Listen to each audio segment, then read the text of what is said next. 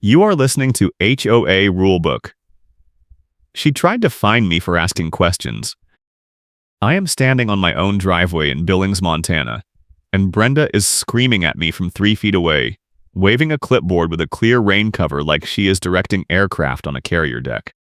You owe the Golden Mesa Homeowners Association $217 for the curb appeal compliance fee. And if you do not pay by Friday, we will tow your truck and file a lien. I work as an auto body shop estimator, so I know what real damage looks like. And I know what a shakedown looks like. And this is a shakedown.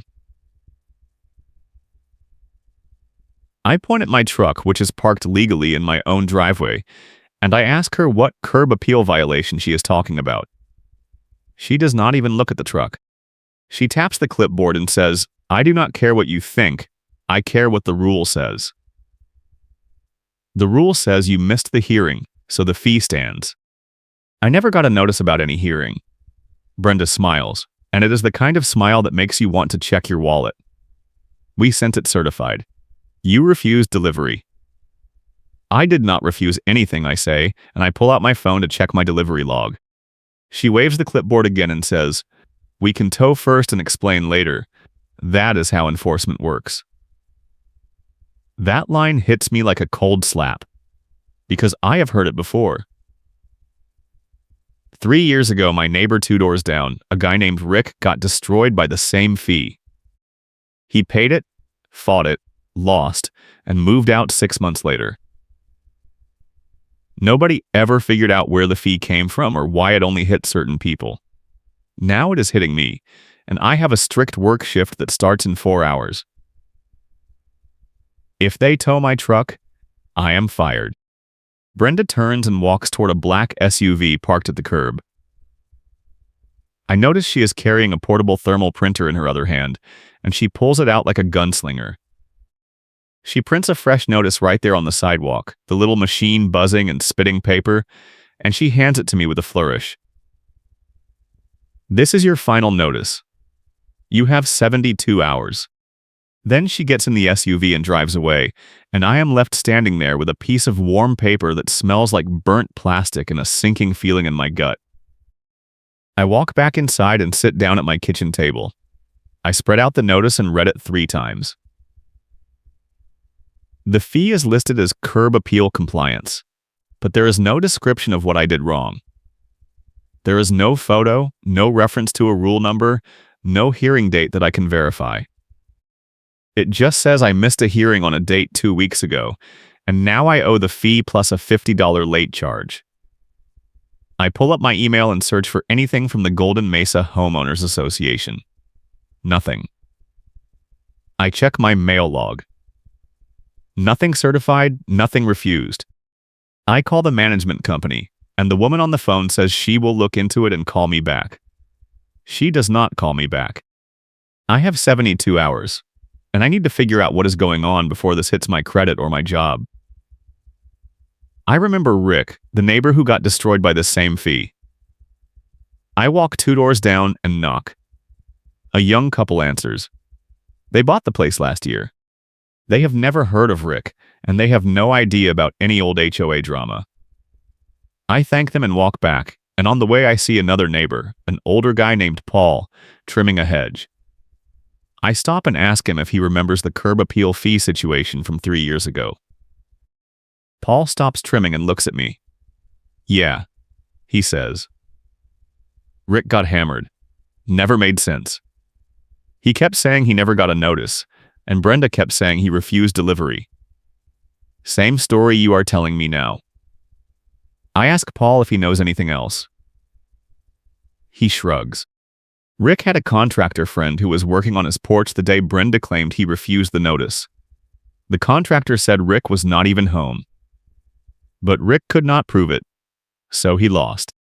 That stops me cold. I ask Paul if he remembers the contractor's name. Paul thinks for a second. "Yeah," he says. "Guy named Ed. Works out of a blue van. I see him around sometimes. Still does work in the neighborhood." I thank Paul and head back to my place.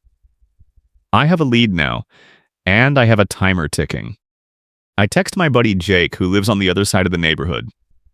Jake is a dog walker, and he is always filming his routes for safety. I ask him if he has any footage from my street in the last month.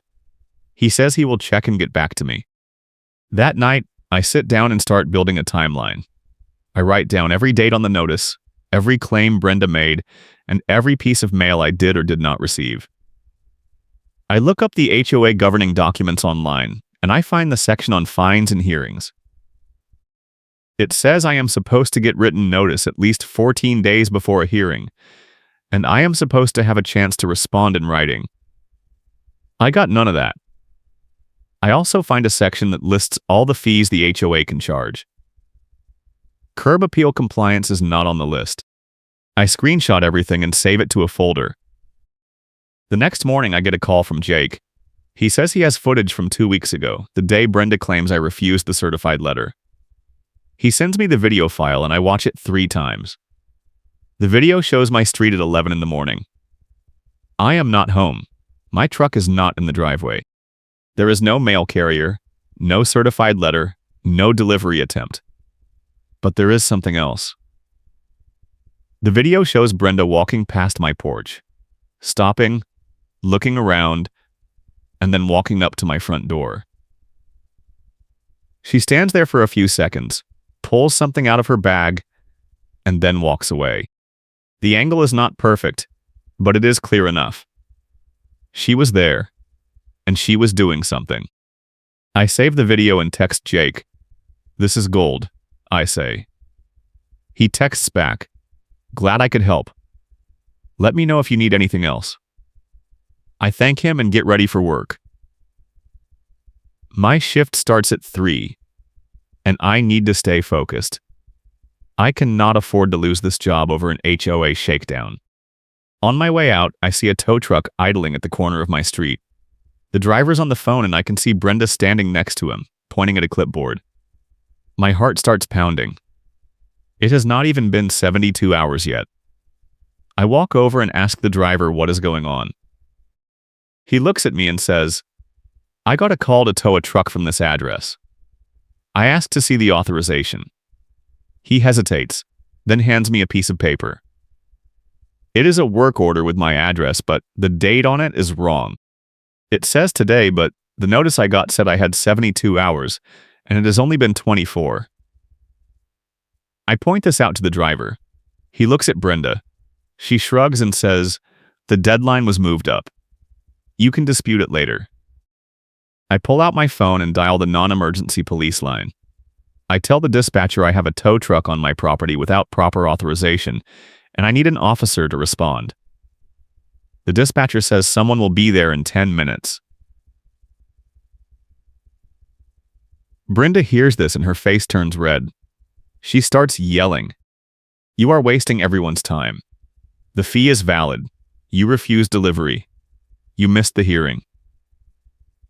I stay calm and I do not argue, because I already had something in my pocket she did not know about. The officer arrives 8 minutes later. I hand the officer the video clip of Brenda walking up to my porch the day she claims I refused the certified letter, and I ask for an incident number immediately. The officer watches the video, looks at Brenda, and asks her if she was at my door that day. Brenda stammers and says she was doing a neighborhood patrol. The officer asks why she did not mention the patrol when she filed the refusal claim. Brenda does not have an answer. The officer tells the tow driver to stand down and gives me an incident number. He tells Brenda he will be filing a report, and he suggests I contact the management company and the board. The tow driver unhooks and leaves. Brenda gets in her SUV and drives away without another word. I have the incident number, the video, and a timeline that does not add up. I also have 4 hours until my shift starts, and I need to move fast. I call the management company again and ask to speak to someone in charge. They transfer me to a manager named Linda. I explain the situation and I tell her I have video evidence that contradicts the refusal claim. Linda is quiet for a long moment. Then she says, "I need to see that video. Can you email it to me?" I send it immediately. Linda calls me back 30 minutes later. She says, "This is a problem. I am going to escalate this to the board.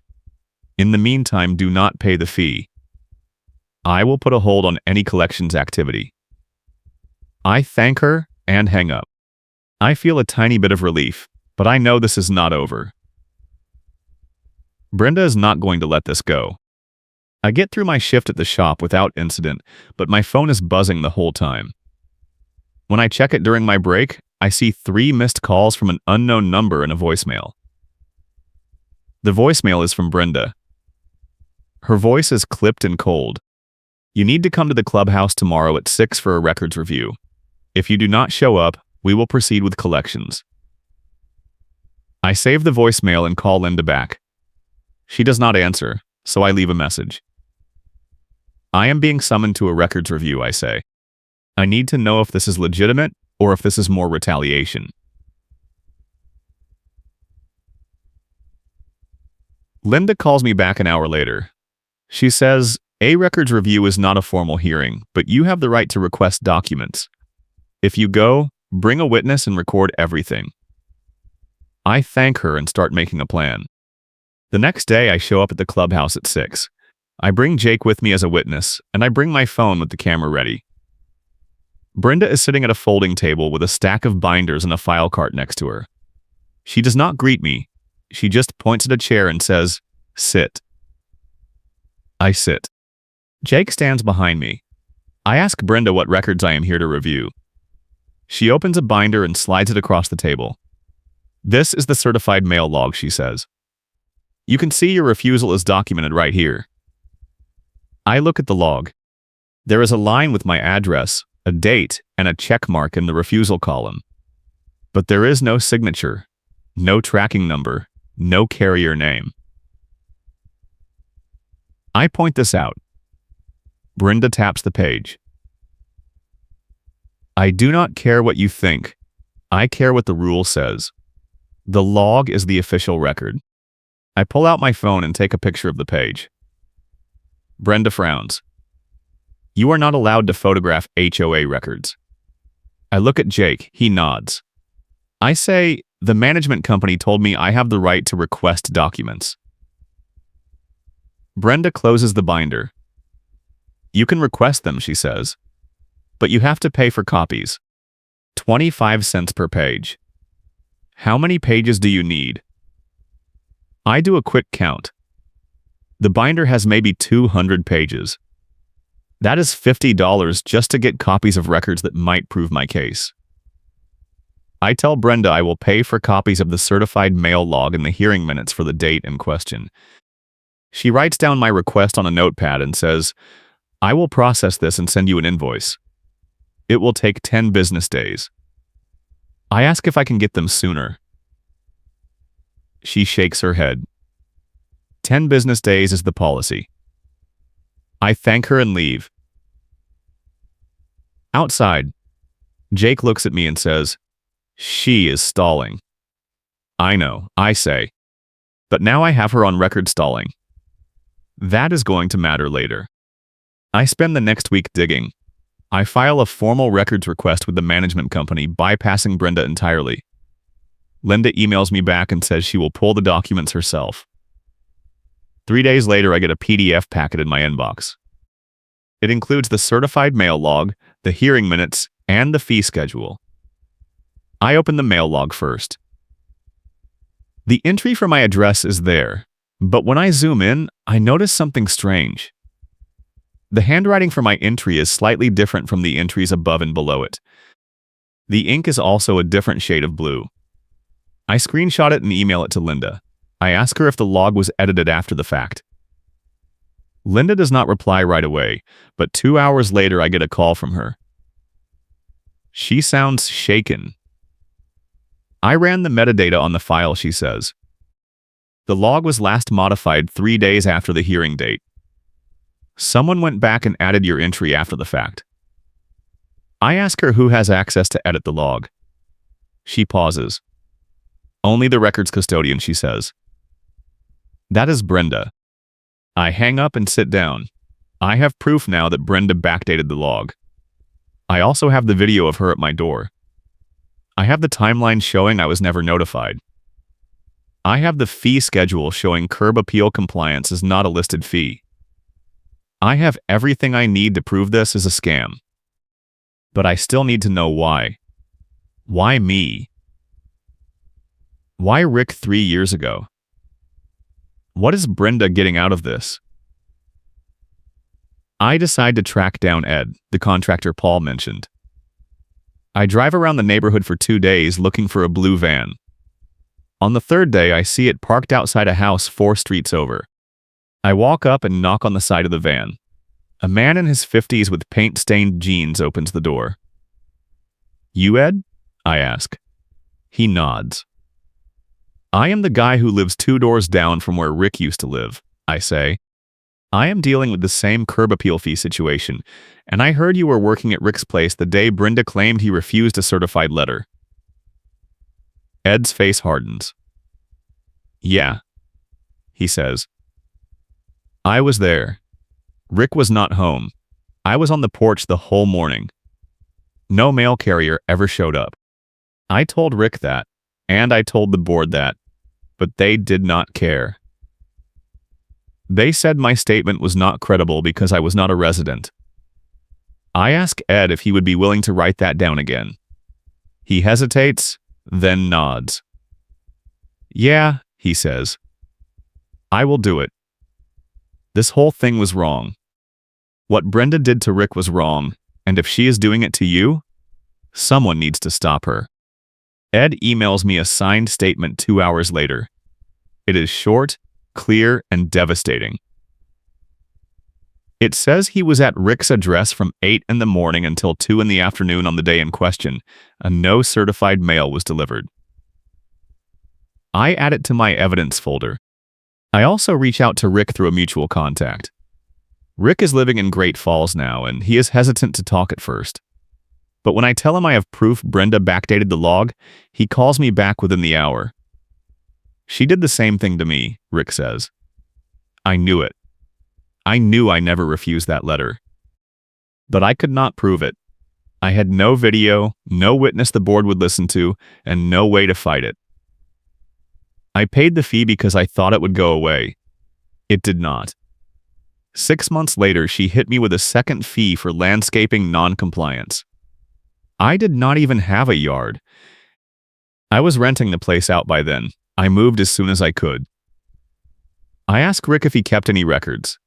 He says he has the notices and the payment receipts somewhere in storage. I ask him to send me anything he can find. He says he will try. 2 days later, Rick emails me a scanned stack of documents. I spread them out on my table and start comparing them to my own notices. The templates are identical. The wording is identical. The fee amounts are different, but the structure is the same. And there is one more thing. Both notices reference a hearing I never attended and Rick never attended, and both notices claim we refused certified delivery. The refusal claim is the key. It is the excuse Brenda uses to skip the notification requirement. If she can claim we refused delivery, she can move forward with fines and fees without ever proving we were notified. It is a perfect scam, and it has been running for at least 3 years.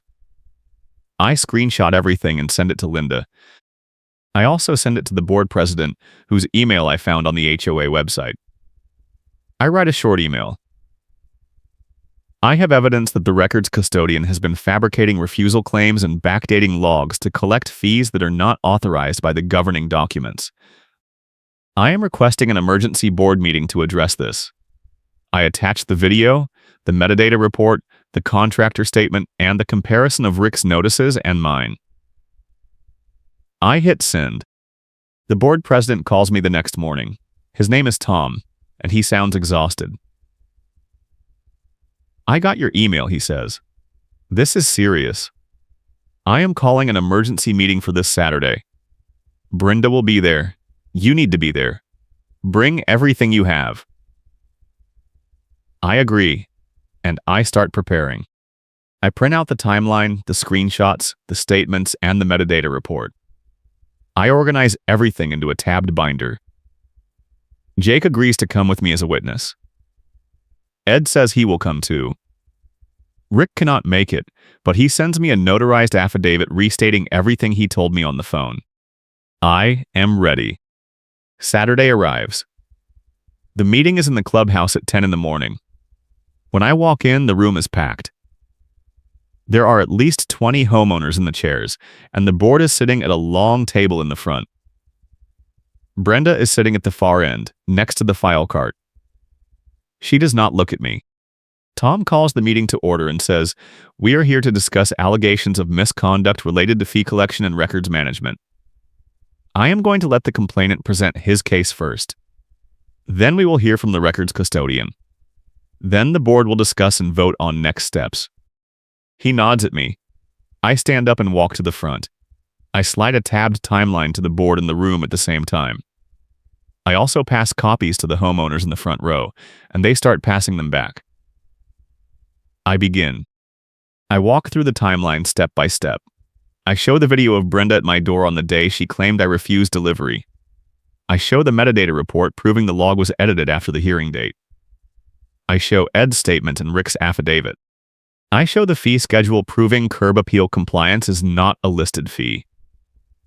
I show the notice templates proving Brenda used the same scam on Rick 3 years ago. The room is silent. A few homeowners are taking notes. One woman in the back raises her hand and asks, "How many other people has she done this to?" I say I do not know, but if the board runs an audit of the certified mail log and cross-references it with actual delivery records from the post office, they will find out. Tom looks at Brenda.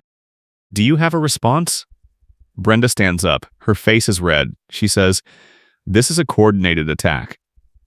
I have been the records custodian for 6 years. I follow policy. I document everything. If there was a mistake, it was an administrative error. It was not intentional." Tom cuts her off. "An administrative error does not explain backdating a log," he says. "It does not explain why the same error happened to 2 different homeowners 3 years apart. And it does not explain why you were on his property the day you claimed he refused delivery." Brenda opens her mouth, then closes it. She sits down. Tom calls for a 10-minute recess. During the recess, a woman approaches me. She introduces herself as Maria. She says, "I got the same fee 2 years ago. I paid it because I thought I had no choice. Do you think I can get a refund?" I tell her I do not know, but if the board votes to investigate, she should file a complaint with the management company. Maria thanks me and walks away.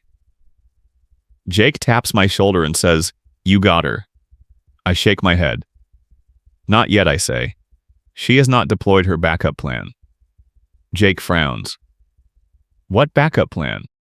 I do not answer, because I do not know. But I know Brenda, and I know she would not go down without a fight. The recess ends. Tom calls the meeting back to order. He says, "The board has discussed the evidence. We are going to vote on 3 motions. First, we will vote to suspend Brenda from her role as records custodian pending an independent audit. Second, we will vote to authorize a refund of any fees collected under the curb appeal compliance category. Third, we will vote to refer this matter to the management company for potential legal action." Before we vote, does anyone have any further comments? Brenda stands up again. She pulls out a folder and slams it on the table. "I have evidence," she says, "that he has been violating multiple HOA rules for months. Parking violations, landscaping violations, noise complaints. If we are going to audit records, we need to audit his compliance record too." She opens the folder and starts pulling out papers. The room shifts. A few homeowners lean forward. Tom looks uncomfortable. I feel a spike of panic, but then I remember something. I pull out my phone and open the portal app for the HOA. I navigate to my compliance record. It is spotless. No violations, no complaints, no warnings. I hold up my phone. "My compliance record is public," I say. "Anyone can check it on the portal right now.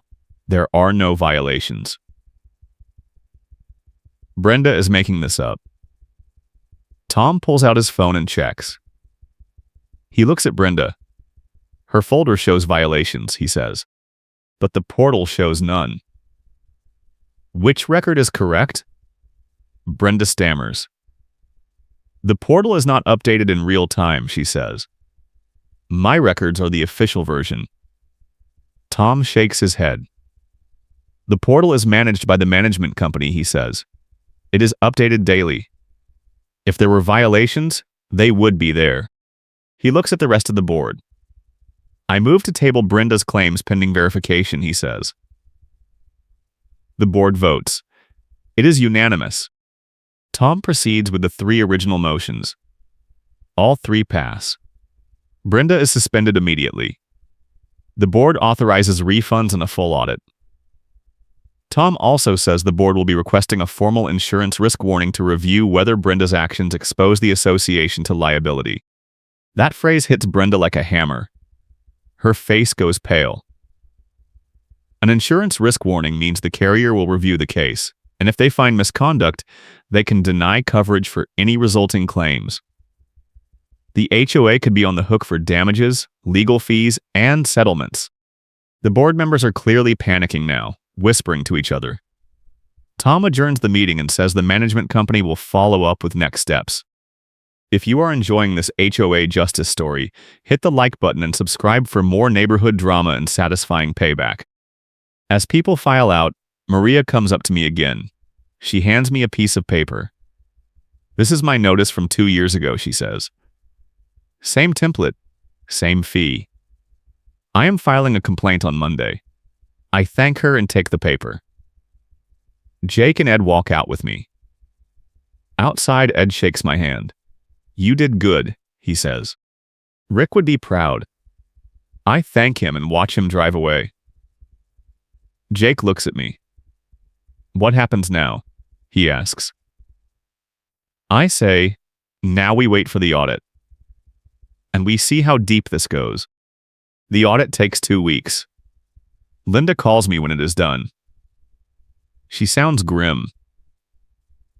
We found 12 homeowners who were charged the curb appeal compliance fee over the last 6 years, she says. None of them were notified properly. All of them have refusal claims in the log that do not match postal records. Brenda fabricated every single one. The total amount collected is over $3,000.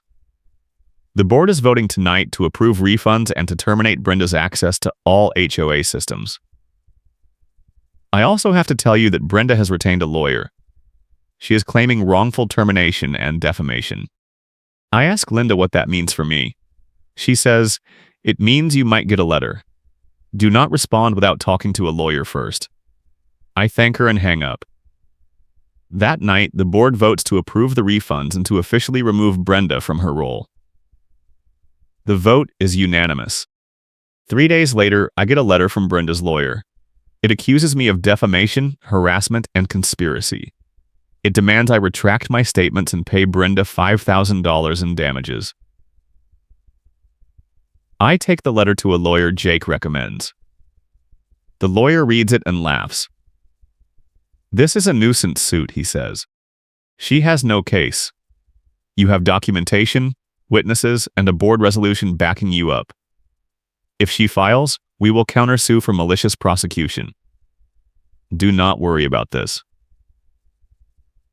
I feel a wave of relief, but I also know Brenda is not done. She is going to escalate. She does. 2 weeks later, I get a call from the management company. Linda says, Brenda filed a complaint with the county claiming the board violated open meeting laws during the emergency session. She is also claiming you recorded the meeting without consent. I tell Linda the meeting was public and I announced I was recording. Linda says, I know. But she is trying to create leverage. The county is reviewing the complaint. It will take a few weeks. In the meantime, do not engage with her. If she contacts you, document it and report it to us. I agree and hang up. I feel the pressure building again. Brenda is trying to bog me down in process, hoping I will give up or make a mistake. I do not give up. Instead, I start building a second case. I file a formal complaint with the Montana Department of Commerce, which oversees HOA regulations. I attach the audit report, the board resolution, and the refund authorization. I also attach Rick's affidavit and Maria's notice. I write a cover letter explaining that Brenda ran a multi-year scam involving fabricated records and backdated logs, and I request the state investigate whether the Golden Mesa Homeowners Association has adequate oversight and accountability systems in place. I send the complaint certified mail. 2 weeks later, I get a letter back. The state is opening an investigation. They will be contacting the board and the management company for records. I forward the letter to Linda. She calls me 10 minutes later. This changes everything, she says. If the state finds violations, the board could face fines and mandatory reforms. Brenda is not going to be able to hide behind procedural complaints anymore. I thank her and hang up. I feel the momentum shifting. The county dismisses Brenda's open meeting complaint 4 weeks later. They find no violation. The board followed proper notice procedures, and my recording was legal.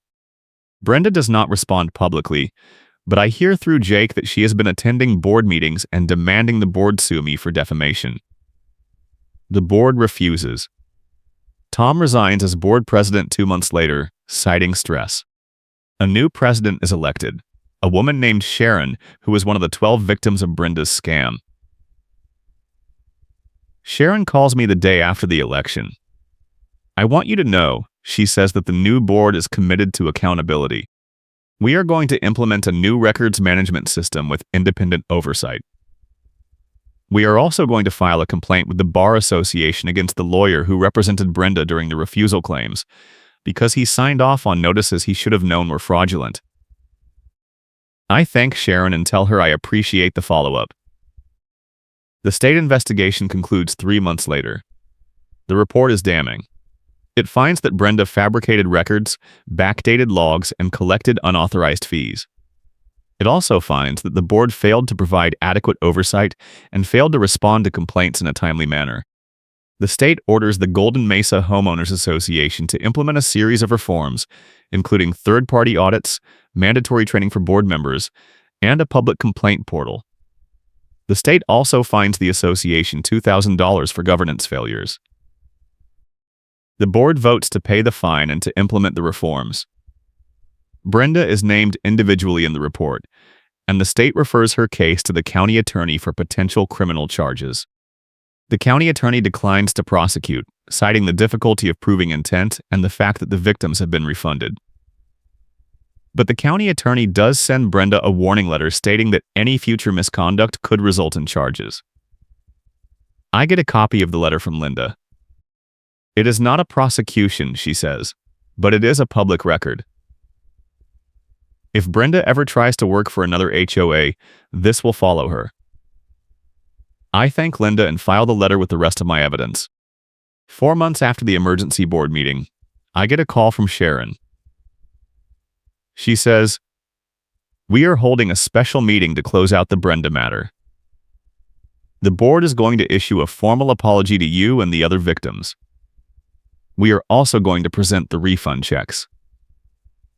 I would like you to be there." I agree. The meeting is on a Saturday morning, the same room where I presented my evidence. This time, the room is quieter. There are only about 15 people, mostly the 12 victims and a few board members. Sharon stands up and reads a prepared statement.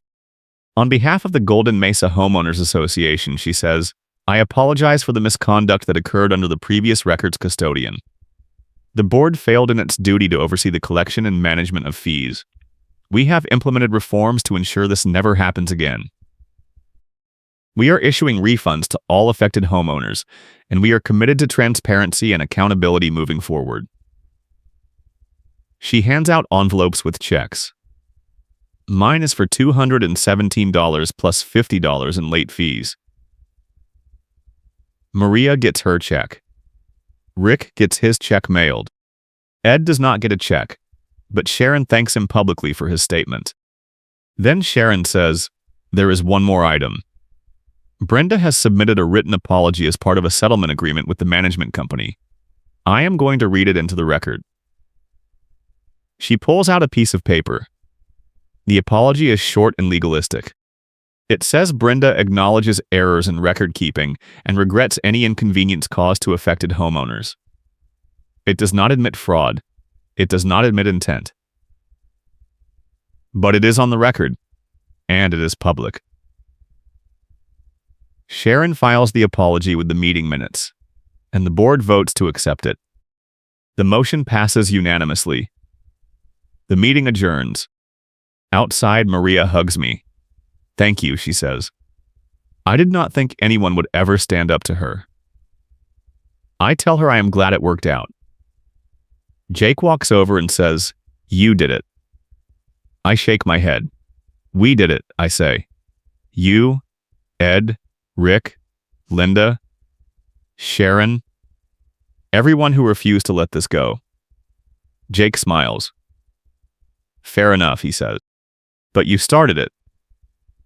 I laugh. "Yeah." I say, "I did." I cash the refund check the next day. I also get a call from Linda. She says the management company is reviewing its contract with Golden Mesa and considering whether to continue. The board has been difficult to work with, she says, and the Brenda situation exposed a lot of problems. If we terminate the contract, you will probably get a new management company. That could be good or bad. I tell her I understand, and I thank her for her help. Linda says, "You did most of the work. I just made sure the process was followed." I appreciate that, I say. She hangs up, and I sit down at my kitchen table. I look at the timeline I built 4 months ago. It is still spread out, covered in highlights and notes. I fold it up and put it in a file box. I do not need it anymore.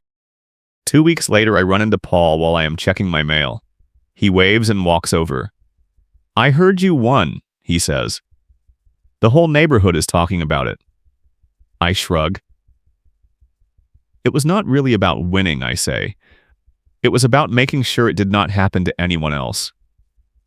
Paul nods. "Well, you did that," he says.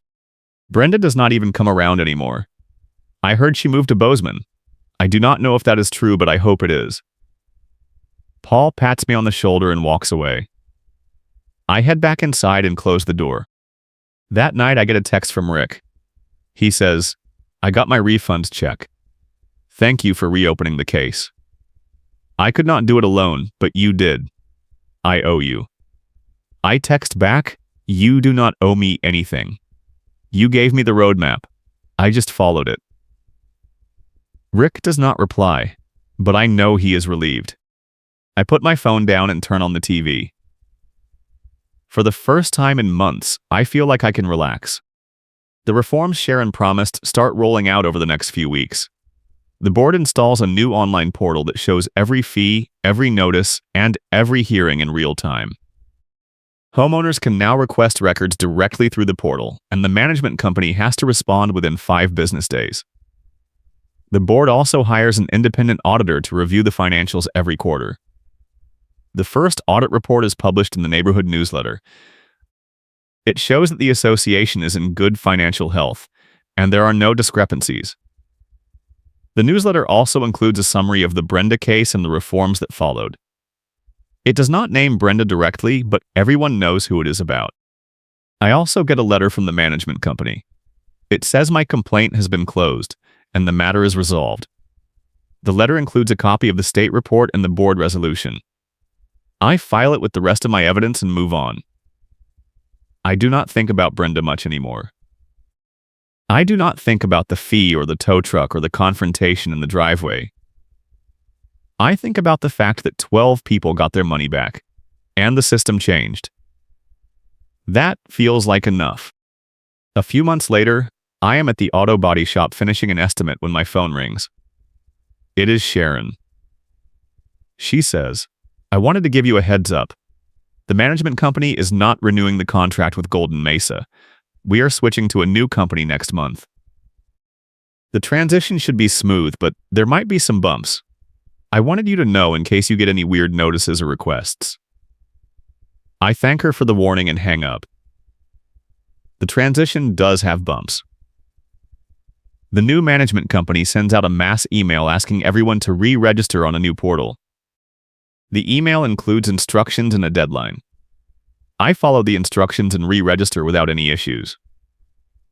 A few other homeowners complain on the neighborhood Facebook group that the process is confusing, but overall it goes smoothly.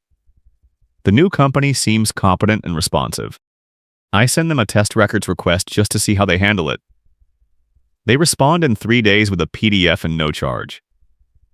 That is a good sign. The new board also schedules a town hall to introduce the new management company and to answer questions. I attend out of curiosity. Sharon is still the president, and she gives a short presentation. She talks about the reforms, the new portal, and the new auditor. She also talks about the Brenda case without naming Brenda. She says, "We learned a hard lesson about oversight and accountability. We are committed to making sure it does not happen again." A few homeowners ask questions about fees and maintenance. One person asks if there will be any new fees added. Sharon says, "No new fees unless the membership votes to approve them. That is in the governing documents, and we are going to follow them." The crowd seems satisfied. The town hall ends, and people file out. I shake Sharon's hand on the way out. "You have done a good job," I say. She smiles. "Thank you," she says. "I could not have done it without people like you holding us accountable." I nod and leave. I do not hear from Brenda again. I do not see her in the neighborhood. I do not get any more letters from her lawyer. I hear through the grapevine that she tried to get on the board of another HOA in Bozeman, but the application was rejected after a background check. I do not know if that is true, but I hope it is. I also hear that her lawyer lost his license for unrelated misconduct. That might be karma, or it might just be coincidence. Either way, I am not complaining. 6 months after the refund meeting, I get an email from Maria. She says, "I wanted to let you know that I am running for the board next year. I think we need people who have been through this kind of thing to make sure it does not happen again. Would you be willing to endorse me?" I reply and say I will absolutely endorse her. I also say I am not interested in running myself, but I will support anyone who wants to make the HOA better. Maria thanks me and says she will keep me posted. A few weeks later, she announces her candidacy on the neighborhood Facebook group. Her platform is simple: transparency, accountability, and no surprise fees. She gets a lot of supportive comments. One person tags me and says, "This is the kind of leadership we need." I like the comment and move on. Election day comes around, and Maria wins by a landslide. She gets more votes than any other candidate in the history of Golden Mesa. The neighborhood newsletter publishes the results, and Maria is quoted saying, "I am honored to serve, and I promise to put homeowners first." I read the article and feel a sense of pride. This is what the fight was about. Not just my refund, not just stopping Brenda, but changing the culture. Maria's win proves that it worked. A year after the emergency board meeting, I get a letter from the state. It is a follow-up on the investigation. The letter says the state has closed the case and considers the matter resolved. The association has implemented all required reforms, and the state has no further concerns. The letter also says that if I have any future complaints, I can file them through the state portal. I file the letter with the rest of my evidence and close the box. I do not plan to open it again. I also get a letter from Rick. It is handwritten, which surprises me. He says, "I just wanted to say thank you again. What you did changed my life. I was carrying a lot of anger about the HOA situation, and getting that refund and seeing Brenda held accountable gave me closure. I am doing better now. I hope you are too." I fold the letter and put it in the box with everything else. I do not reply, but I think about it for a long time. Rick is right. The fight was about more than money. It was about closure. About justice. About proving that one person can make a difference if they are willing to stand up and push back. That same week, I run into Jake at the grocery store. He is walking his usual route, and he stops to chat. "How are things?" he asks. "Good," I say. "Quiet." He laughs. "Quiet is good," he says.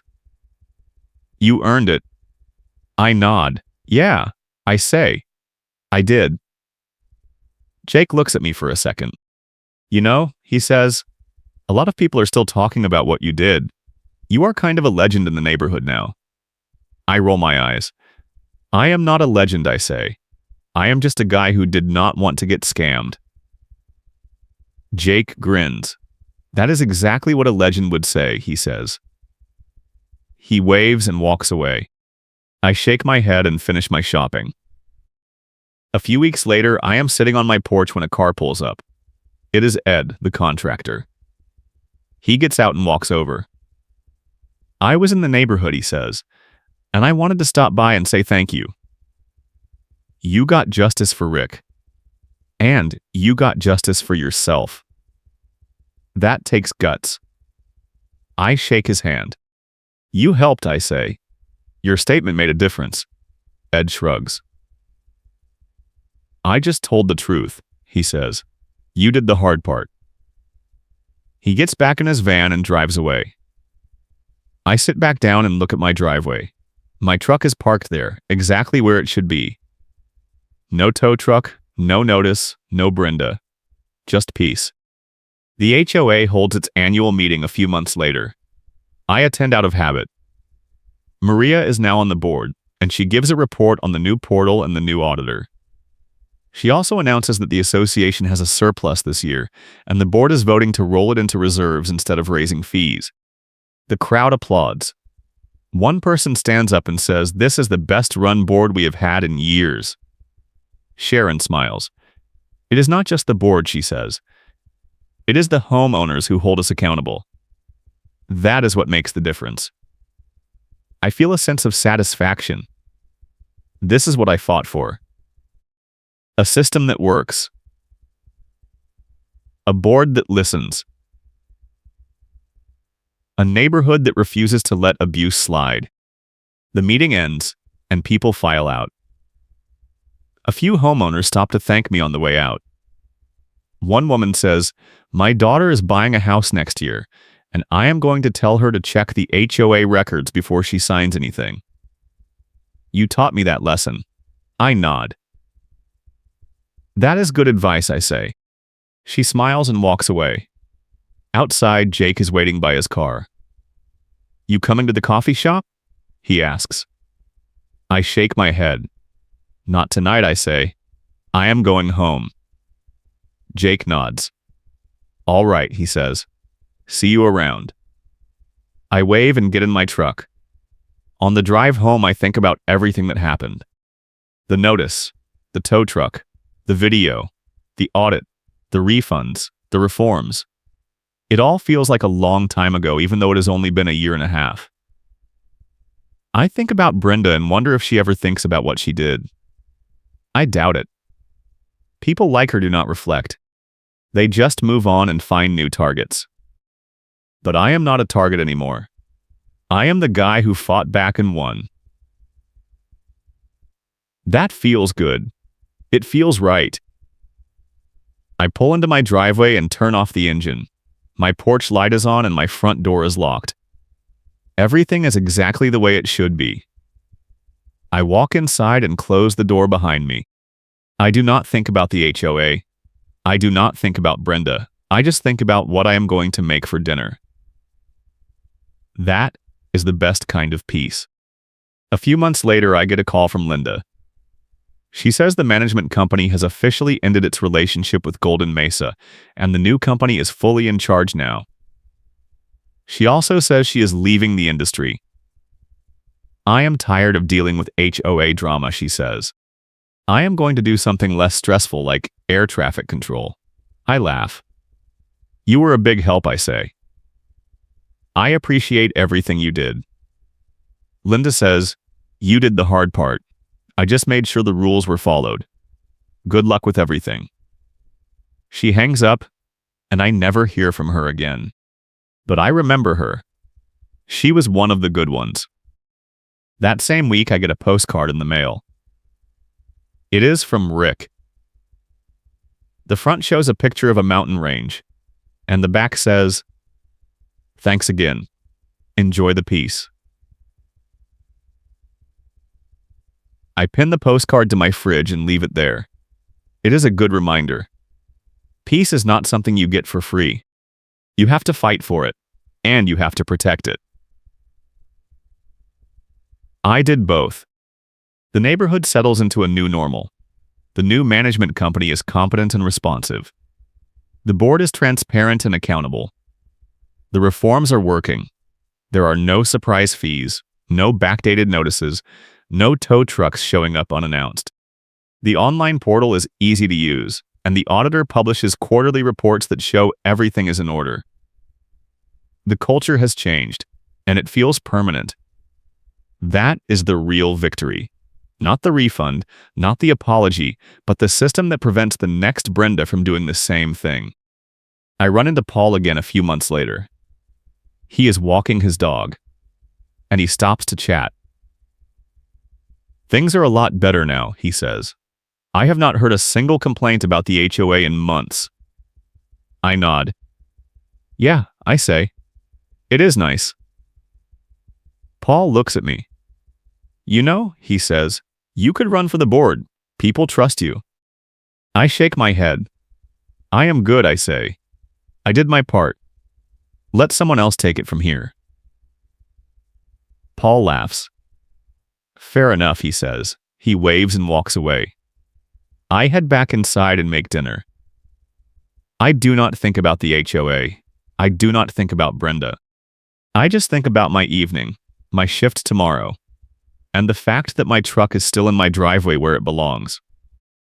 That is the end of the story, but it is not the end of the lesson. The lesson is this: when someone in power abuses that power, you have two choices. You can accept it and hope it does not get worse, or you can fight back and force change. I chose to fight back, and it worked. It worked because I documented everything, because I stayed calm, because I built a coalition, and because I refused to let Brenda rewrite the rules. It also worked because the system, for all its flaws, still has mechanisms for accountability. You just have to use them. I think about the 12 people who got refunds. I think about Maria running for the board and winning. I think about the reforms that are still in place. I think about Rick getting closure. I think about the fact that Brenda is gone, and the neighborhood is better for it. That is what makes it worth it. Not the personal victory, but the collective change. That is the story. That is the fight. That is the win. A year later, the annual meeting comes around again. I attend, and the room is packed. Sharon gives her final report as board president. She says, "This has been a challenging few years, but I am proud of what we have accomplished. We have reformed our processes, improved transparency, and rebuilt trust with the homeowners. I am not running for re-election, but I am confident the new board will continue this work." The crowd applauds. Maria stands up and gives a short speech. She says, "I am running for board president, and my platform is simple. Continue the reforms, protect homeowner rights, and never let abuse happen again." She gets a standing ovation. The election is 2 weeks later, and Maria wins by an even bigger margin than before. She is now the president of the Golden Mesa Homeowners Association, and the neighborhood is in good hands. I get a call from Maria a few days after the election. She says, "I wanted to thank you personally. You started this, and now we are finishing it." I tell her she is giving me too much credit. "I started it," I say, "but you are the one making sure it sticks." Maria laughs. "Fair enough," she says, "but I would not be here without you." She hangs up, and I sit back and think about the journey. It started with a notice on a clipboard and a woman screaming at me in my own driveway. It ended with a reformed HOA, a new board president, and a neighborhood that learned how to hold power accountable. That is a good ending. I do not think about the HOA much anymore. I pay my dues on time, I check the portal once a month, and I vote in the elections. That is all I need to do. The system works now, and that is enough. I have moved on to other things. Work is good. My truck is still in the driveway. My porch light is still on. Life is quiet, and quiet is good. But every once in a while I get a message from someone in the neighborhood. They say, "I heard what you did. Thank you." Or they say, "I have an HOA problem. Can you help?" I always reply the same way. I say, document everything. Stay calm. Build a coalition. Use the system. It works if you are willing to fight. Some people take the advice. Some people do not. But I have done what I can. I have shown that it is possible to win. The rest is up to them. One evening, I am sitting on my porch when a car pulls up. It is a young couple, and they get out and walk over. "We just bought a house in the neighborhood," the woman says. "We heard about the HOA reforms and we wanted to thank you. We almost did not buy here because we were worried about HOA drama, but when we read about the changes, we felt safe." I shake their hands. "Welcome to the neighborhood," I say. "The reforms are real, and the board is good. You made the right choice." They smile and walk back to their car. I sit back down and watch the sun set. That is what it is all about. Making the neighborhood a place where people feel safe. Where power is accountable. Where abuse does not fly. The next morning, I check my email and see a message from the state. It is a survey asking for feedback on the HOA oversight process. I fill it out and submit it. The survey asks if the reforms were effective, if the state response was timely, and if I would recommend the process to others. I answer yes to all three. The state sends an automated thank you email. I delete it and move on. That chapter is closed. A few weeks later, I run into Sharon at the grocery store. She is retired from the board now, and she looks relaxed. "How are you?" she asks. "Good," I say. "How about you?" She smiles. "Great," she says. I am enjoying not being board president. It was a lot of work. I nod. "You did a good job," I say. "The neighborhood is better because of you." Sharon shakes her head. "The neighborhood is better because of you," she says. "You started the fight. I just helped finish it." We chat for a few more minutes, and then she waves and walks away. I finish my shopping and head home. That night, I sit down and look at the file box one last time. It is filled with timelines, screenshots, statements, and letters. It is a record of the fight, and it is a reminder of what is possible when you refuse to back down. I close the box and put it on a shelf in the garage. I do not need it anymore, but I am not throwing it away. It is part of the story, and the story matters. The HOA holds a community event a few months later. It is a barbecue in the clubhouse parking lot, and the whole neighborhood is invited. I show up with Jake. We grab burgers and sit at a picnic table. Maria walks over and says, "I am glad you came." I nod. "It is a good event," I say. She smiles. "We are trying to build community," she says, "not just enforce rules. I think that is the right approach." She walks away, and Jake looks at me. "You did good," he says. I shrug. "We all did good," I say. "This was not just me." Jake nods. "True," he says. "But you started it." I laugh. "Yeah," I say. "I did." The barbecue lasts a few hours. People eat, talk, and relax. There is no drama, no conflict, no Brenda, Just neighbors being neighbors. That is what it should be. That is what it is now. I finish my burger and throw the plate away. Jake and I walk back to our cars. On the way, I see the clubhouse. It is the same room where I presented my evidence, where Brenda was suspended, where the board voted to implement reforms. It looks different now. It looks like a place where good things happen. That is progress. I drive home and park in my driveway. My porch light is on.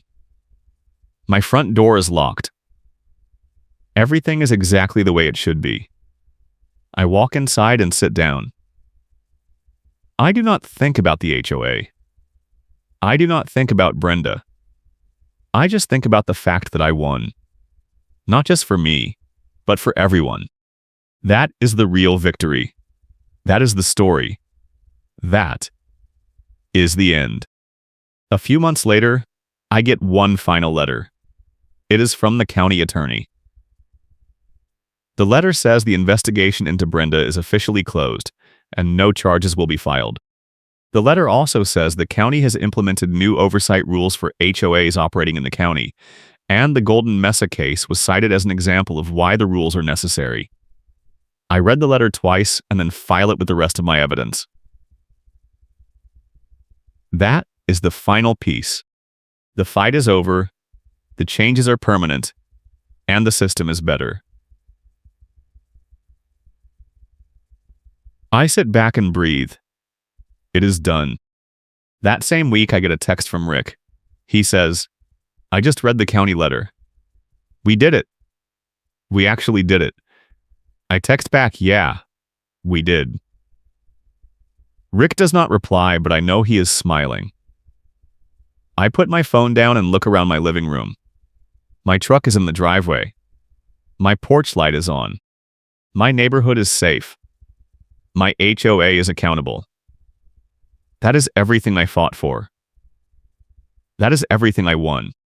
The HOA continues to operate smoothly. The new board is competent. The new management company is responsive. The reforms are in place. The audits are clean. The portal is easy to use. The fees are fair. The rules are clear. The enforcement is consistent. There are no surprises, no scams, no Brenda. Just a normal HOA doing what it is supposed to do. That is the best outcome I could have hoped for. I think about the journey one last time. It started with a notice on a clipboard and a woman screaming at me in my driveway. It escalated with a tow truck, a file cart spill, and an insurance risk warning that made the board panic. It ended with Karen's favorite fee getting proven imaginary in the ledger, the HOA losing in small claims and paying costs, and Karen being forced to apologize on the record in front of the room. That is justice. That is accountability. That is what happens when you fight back and refuse to quit. I sit back and close my eyes. I do not need to fight anymore. The fight is over. The war is won. The neighborhood is safe. Thanks for watching, and I will catch you in the next one.